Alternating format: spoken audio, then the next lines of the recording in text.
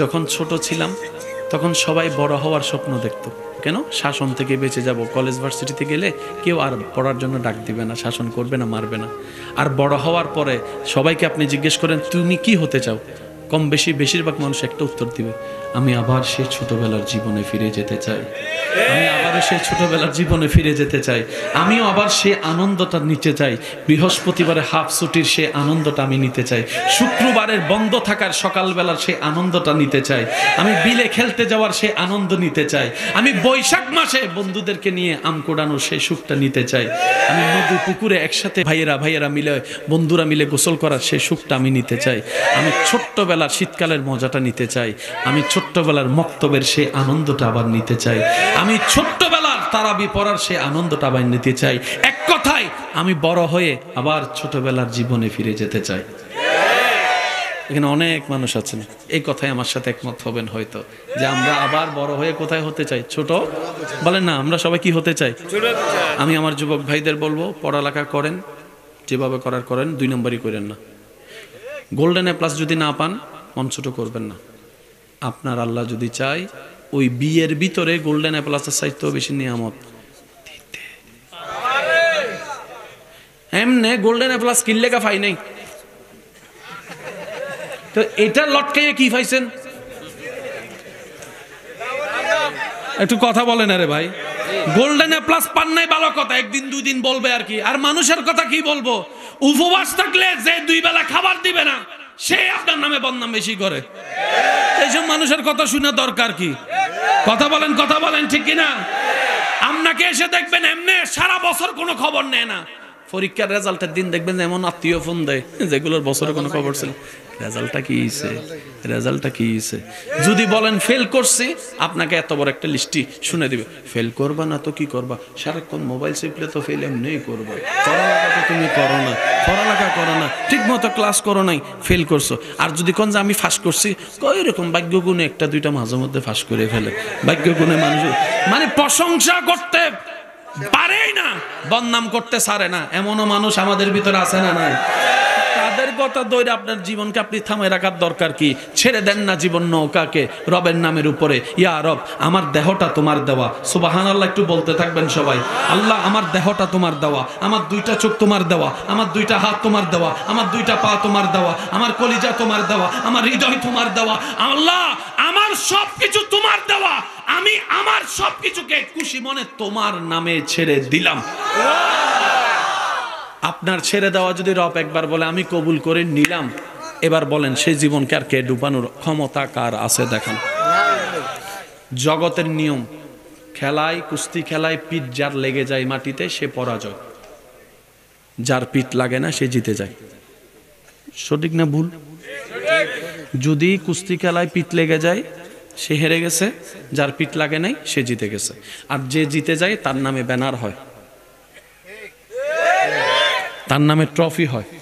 যে আমার ভাই বলছেন চ্যাম্পিয়ন হয়, ট্রফি দেয়, মেডেল দেয়, বাবা দেয়, ওই আমার তোমার ভাই কত স্লোগান দেয়, তার নামে কত কিছু হয়। আর যে পরাজিত হয়, পিঠ লেগে যায়, তার নামে কেউ কিছু করে না। কিন্তু সে পরাজয়টা যদি হয় রবের খুশির জন্য, আরেকটু জোরে, বাহ্যিক চোখে কারবালার ময়দানে এজিদ জিতেছে, হোসাইন হেরেছে। বাহ্যিক চোখে এজিদ জিতেছে, ইমাম হুসাইন হেরেছে। বাহ্যিক চোখে এজিদের পরিবার ধ্বংস হয় নাই, ইমাম হুসাইনের পরিবার শহীদ হয়েছে। বাহ্যিক চোখে এজিদ তৃষ্ণার্ত ছিল না, ইমাম হুসাইন তৃষ্ণার্ত ছিল। বাহ্যিক চোখে এজিদের গর্দান কাটে নাই, ইমাম হুসাইনের গর্দান কেটেছে। তো গর্দান কেটেছে, পিঠ লেগেছে, যাই হয়েছে, হেরেছে।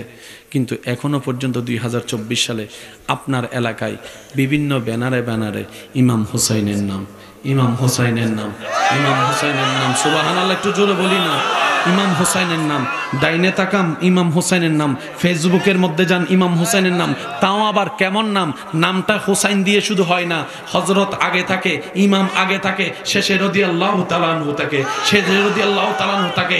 এবার জগৎ বলে আল্লাহ জিতেছে, ইমাম হোসাইন তো জিতে নাই। রব বলে যে এজিদ জিতেছে, আমি খুশি হই নাই, হোসাইন হেরেছে, আমি খুশি হয়েছি। ওই আমি খুশি হওয়াটাই, ওই হারাটাই কিয়ামত পর্যন্তর জন্য আমি আল্লাহ জিতা হিসেবে। বাস এই বুঝটা বুঝেন না। আপনার চাস্তো ভাই কোটিপতি হয়েছে তো সমস্যা কি? আপনি বলবেন হে কোটিপতি আমার ভাই, এটা না কইবেন? সুবহানাল্লাহ কয় না রে ভাই? কোটিপতি যে তুই যারা কোটিপতি এটা আমার ভাই, আমার রক্ত, আপনি এটা না বলবেন? তার কমানোর চেষ্টা করেন কেন? আপনি যখন অন্যেরে কমাইতে নামবেন আল্লাহ আপনারা কমাই দিবে। আর আপনি যদি নিজেরটা বাড়াতে চান পদ্ধতি কি? আপনি অন্যটা বাড়াই দেন, ওনার আল্লাহ আপনারটা বাড়াই দেবে। আল্লাহ তাআলার একটা নাম আছে ভাই, সাত্তার। বলেন তো সবাই কি? সাত্তার অর্থ হচ্ছে যে আবরণকারী। এটা কি দেখা যাচ্ছে কি যাচ্ছে না? এখন এই সাত্তার হয়ে আল্লাহ আমাদের গুনাহগুলোকে গোপন করে রেখেছে। সুবহানাল্লাহ বলেন। তো রসুলের হাদিস মোতাবেক রসুল বলে যে মুমিন মুসলমান দুনিয়াতে আরেকজন মুমিন মুসলমানের ইজ্জত বাঁচানোর জন্য একটা দোষ গোপন রাখবে, আল্লাহ হাসরের ময়দানে তার দোষগুলোকে গোপন করে দিবে, ইজ্জত বাঁচাই দিবে। লাভ যারা চায় আল্লাহকে সন্তুষ্টি করা ছাড়া দ্বিতীয় কোনো উপায়। তো সেই আল্লাহকে সন্তুষ্টি করব কিভাবে? বান্দা সবাই বলে আল্লাহ তোমাকে রাজি করতে চাই, কিভাবে করব? রব বলে যে আমার নবী মুস্তাফার দরবারে চলে যাও। সেজন্য আমাদের নবীকে রসুল বলা হয়, নবী বলা হয়, রসুল বলা হয়। রসুল হলো আল্লাহকে খুশি করার রাস্তা যিনি শিখাই দেন।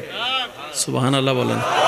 এবার আমরা সবাই মদিনাওয়ালার দরবারে গেলাম, রসুলের কাছে, ইয়া রাসূলুল্লাহ আল্লাহকে খুশি করতে চাই। শেষ ভালো যার সব ভালো তার, একটু জোরে বলবেন সুবহানাল্লাহ। ইয়া রাসূলুল্লাহ আমরা তো আপনার উম্মত, এসেছি, আল্লাহ তো আপনাকে আমাদের জন্য শিক্ষক বানিয়েছেন। নবী হাদিসে কি বলেছেন?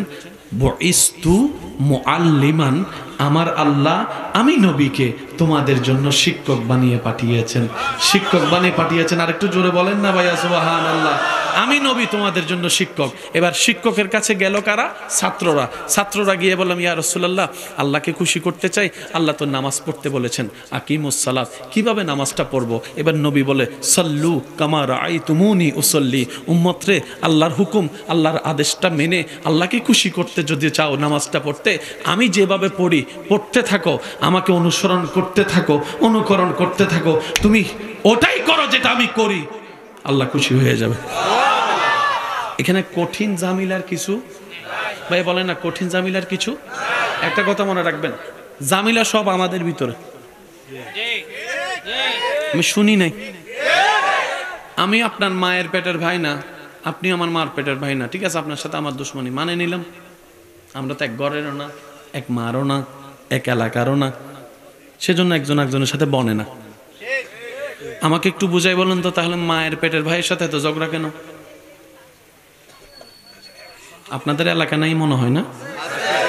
হাসরের ময়দান অনেক বান্দাকে ফেরেশতারা যখন জিজ্ঞেস করবে হিসাব দে, বান্দারা কইব কি এর হিসাব, কি এর হিসাব? কই যা পাইছো কি ফাই তো নেই ভালো করে কিছু, যারা পাইছো ধরে ধর জমাই রাখছে, যারা অন্যায় পথে কামাইছে, যারা হক হালাল ভাবে বাছা বছাই করে নেয়, যারা প্রতিবেশীর হক দেয় নেয়, যারা ধর। আমারা তো দুই বেলার খিদা লাগছে, দুই বেলার খাবার আল্লাহ দিছে হিসাব বরাবর। সুবহানাল্লাহ কইবেন না? সেজন্য একটা কথা বুঝেন, এত বেশি দরকার নেই, সর্বাবস্থায় আমরা শুধু একটা কথা বলবো, সবাই বলেন তো কি? আলহামদুলিল্লাহ। বুঝি না বুঝি, ইচ্ছাই হোক, পক্ষে হোক, বিপক্ষে হোক, আমরা সবাই এক বাক্যে বলবো কি? আর নিজের জানের প্রাণের চাইতে বেশি সেই নবী রহমতুল্লিল আলামিনের প্রেমে দেওয়ানা হওয়ার চেষ্টা করব। যেই হাসরে আপনার আমার পক্ষে কেউ কথা বলবে না, সেই হাসরের ময়দানে নবী নিজের পরিবারের পক্ষে কথা না বলে আপনার আমার পক্ষে রব্বি হাবলি উম্মতি বলে কথা বলবে, রব্বি হাবলি উম্মতি বলে কথা বলবে। নবী বলবে উম্মত আজকের দিনে তাদেরকে কেউ তোদেরকে মনে রাখে নাই যাদের জন্য তুই দুনিয়াতে পাগল ছিলি। দেখ না একবার আমি নবীর দিকে, আমি নবী তোদের জন্য কতটুকু মোহাব্বত করি। আজকে কারো কথা মনে রাখি নাই, তোদের কথা মনে রাখছি, তোদের কথা মনে রাখছি। শাফাআতি লি আহলিল কাবায়েরে মিন উম্মতি, মিন উম্মতি।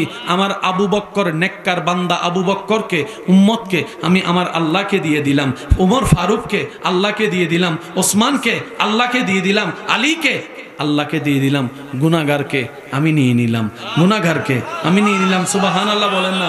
গুনাহগারকে আমি নিয়ে নিলাম। নবী বলে আমার আল্লাহকে বলে আমি আমার সব নেককার বান্দাকে আল্লাহকে গিফট করেছি, আমি গুনাহগার উম্মতকে চেয়ে নিয়েছি, গুনাহগার উম্মতকে চেয়ে নিয়েছি। কারণ কি জানিস রে উম্মত? নবী বলে আল্লাহ পাক ওয়াদা করেছে আমার সাথে, ওয়ালা সাউফা ইউতিকা রাব্বুকা ফাতারদা। আল্লাহ পাক বলেছে ওয়ালাল আখিরাতু খায়রুল লাকা মিনাল উলা। আল্লাহ পাক আমাকে হাবিবুল্লাহ বানিয়েছেন, আর হাবিবুল্লাহর সাথে আল্লাহ ওয়াদা করেছেন ও নবী আমি আপনাকে এমন ভাবে দিব যেন আপনি খুশি হয়ে যান। তাই আমি নবী আমার চাওয়াটাই বানিয়ে নিয়েছি, আল্লাহ গো আমার উম্মতের মুখে হাসি ফুটলে আমি মুস্তাফা খুশি হব। আমি তোদেরকে জান্নাতে নেওয়ার ব্যবস্থা করার জন্য আমি হাসবো না, আমি হাসবো না, আমি খুশি হব না যতক্ষণ না আমার উম্মতরা জান্নাতে না ঢুকে। আমার উম্মত জান্নাতে ঢুকবে তখন আমি মুস্তাফা বলবো আল্লাহ আমি খুশি হয়েছি। ওয়ালা সাউফা ইউতিকা রাব্বুকা ফাতারদা ফাতারদা ফাতারদা। বলেন না সুবহানাল্লাহ? সেই নবীর উম্মত হওয়ার সৌভাগ্য আপনার আমার কারণেই, কিন্তু আল্লাহ দয়া করে দেখেন আপনার আমার নাম ওই নবীর উম্মতের খাতায় লিখে দিয়েছে। শেষ একটা কথা বলি, কারোর জন্য রাস্তা বন্ধ করিয়েন না, কারোর জন্য পানি বন্ধ করিয়েন না, কারো বিয়ে ভেঙে দিয়েন না, কারো নামে বদনাম করিয়েন না। কেউ কিছু জানলে হজম করবেন, পেটে একটু অশান্তি লাগবে কারণ অন্যের কথা হজম করতে একটু কষ্ট হয়, তা আপনি কিভাবে হজম করবেন? আপনার দোষগুলোকে আপনি যেরকম লুকায় রাখেন, কেউ যদি জিজ্ঞেস করে আপনি এভাবে বলেন না না না এরকম কিছু না, সব বানায় কথা বলে, ঠিক এইভাবে আপনি অন্যের দোষগুলোকে একটু হেফাজত করার চেষ্টা করবেন, একটু হেফাজত করার চেষ্টা করবেন। বিশ্বাস করেন ভাই, আল্লাহ আপনাকে এমন দিবেন আপনি রাখতে পারবেন না, রাখতে পারবেন না, রাখতে পারবেন না। কেন? আমাদের আল্লাহ গনি, আমাদের আল্লাহ খালিক, আমাদের আল্লাহ মালিক। আজকে থেকে কারো কষ্টের কারণ ইচ্ছা মোতাবেক হব, জেনে শুনে কারো কষ্টের কারণ হব। যখন ছোট ছিলাম তখন সবাই বড় হওয়ার স্বপ্ন দেখত।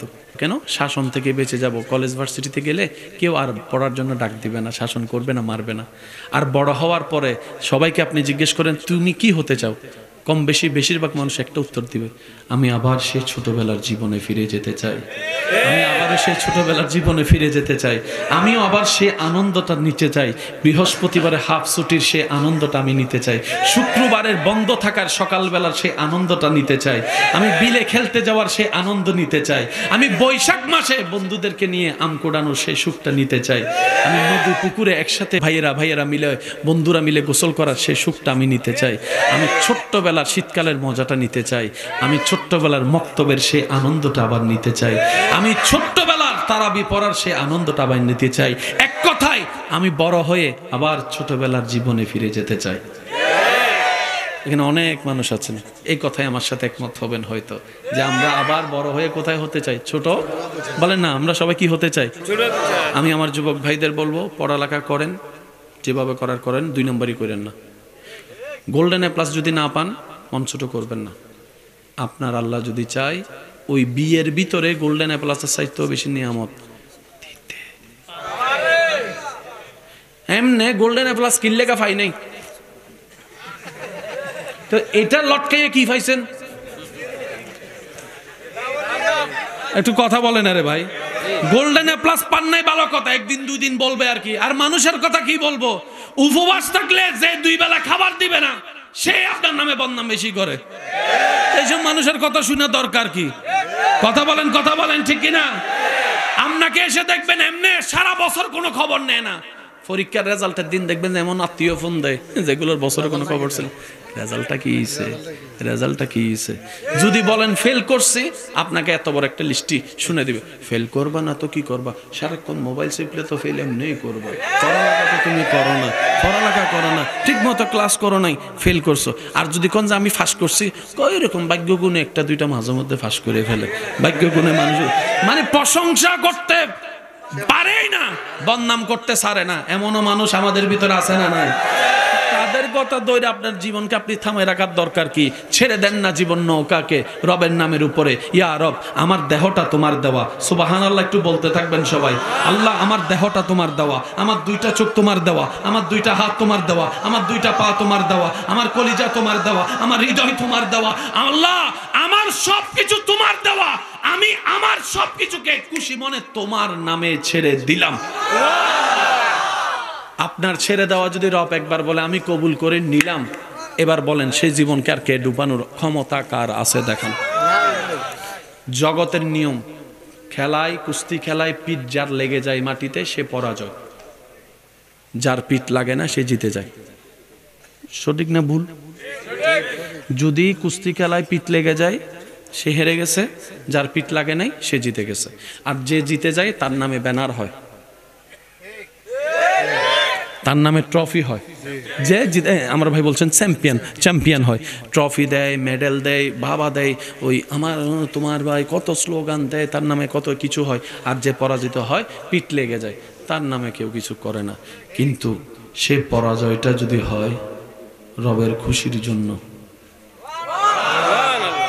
আরেকটু জোরে, বাহ্যিক চোখে কারবালার ময়দানে এজিদ জিতেছে, হোসাইন হেরেছে। বাহ্যিক চোখে, বাহ্যিক চোখে এজিদ জিতেছে, ইমাম হোসাইন হেরেছে।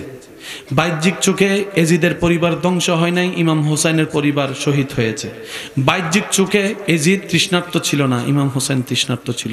বাহ্যিক চোখে এজিদের গর্দান কাটে নাই, ইমাম হোসেনের গর্দান কেটেছে। তো গর্দান কেটেছে, পিঠ লেগেছে, যাই হয়েছে, হেরেছে। কিন্তু এখনো পর্যন্ত 2024 সালে আপনার এলাকায় বিভিন্ন ব্যানারে ব্যানারে ইমাম হোসাইনের নাম, ইমাম হোসাইনের নাম, ইমাম হোসাইনের নাম। সুবহানাল্লাহ, একটু জোরে বলি না। ইমাম হোসাইনের নাম, ডাইনে তাকাম ইমাম হোসাইনের নাম, ফেসবুকের মধ্যে যান ইমাম হোসাইনের নাম। তাও আবার কেমন নাম? নামটা হোসাইন দিয়ে শুধু হয় না, হযরত আগে থাকে, ইমাম আগে থাকে, শেষে রাদিয়াল্লাহু তাআলা আনহু থাকে, শেষে রাদিয়াল্লাহু তাআলা আনহু থাকে। এবার জগৎ বলে আল্লাহ এজিদ না জিতেছে, ইমাম হোসাইন তো জিতে নাই। রব বলে যে এজিদ জিতেছে আমি খুশি হই নাই, হোসাইন হেরেছে আমি খুশি হয়েছি। ওই আমি খুশি হওয়াটাই, ওই হারাটাই কিয়ামত পর্যন্তর জন্য আমি আল্লাহ জিতা হিসেবে। বাস এই বুঝটা বুঝেন না। আপনার চাস্তো ভাই কোটিপতি হয়েছে তো সমস্যা কি? আপনি বলবেন হে কোটিপতি আমার ভাই, এটা না কইবেন? জি জি জি, সুবহানাল্লাহ কয় না রে ভাই। কোটিপতি যে তুই, যারা কোটিপতি এটা আমার ভাই, আমার রক্ত, আপনি এটা না বলবেন? তার কমানোর চেষ্টা করেন কেন? আপনি যখন অন্যেরে কমাইতে নামবেন আল্লাহ আপনারা কমাই দিবে। আর আপনি যদি নিজেরটা বাড়াতে চান পদ্ধতি কি? আপনি অন্যটা বাড়াই দেন, ওনার আল্লাহ আপনারটা বাড়াই দেবে। আল্লাহ তাআলার একটা নাম আছে ভাই, সাত্তার। বলেন তো সবাই কি? সাত্তার অর্থ হচ্ছে যে আবরণকারী। এটা কি দেখা যাচ্ছে কি যাচ্ছে না?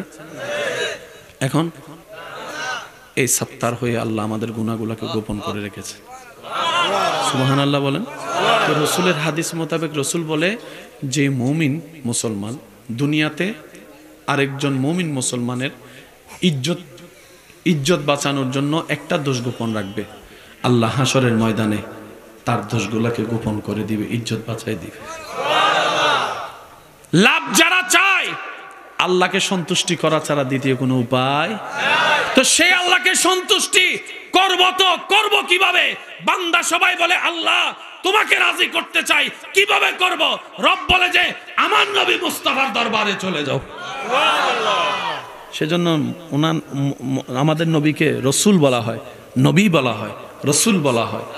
রসুল হলো আল্লাহকে খুশি করার রাস্তা যিনি শিখাই দেন। সুবহানাল্লাহ বলেন। এবার আমরা সবাই মদিনাওয়ালার দরবারে গেলাম, রসুলের কাছে, ইয়া রাসূলুল্লাহ আল্লাহকে খুশি করতে চাই। শেষ ভালো যার সব ভালো তার, একটু জোরে বলবেন সুবহানাল্লাহ। ইয়া রাসূলুল্লাহ আমরা তো আপনার উম্মত, এসেছি, আল্লাহ তো আপনাকে আমাদের জন্য শিক্ষক বানিয়েছেন। নবী হাদিসে কি বলেছেন?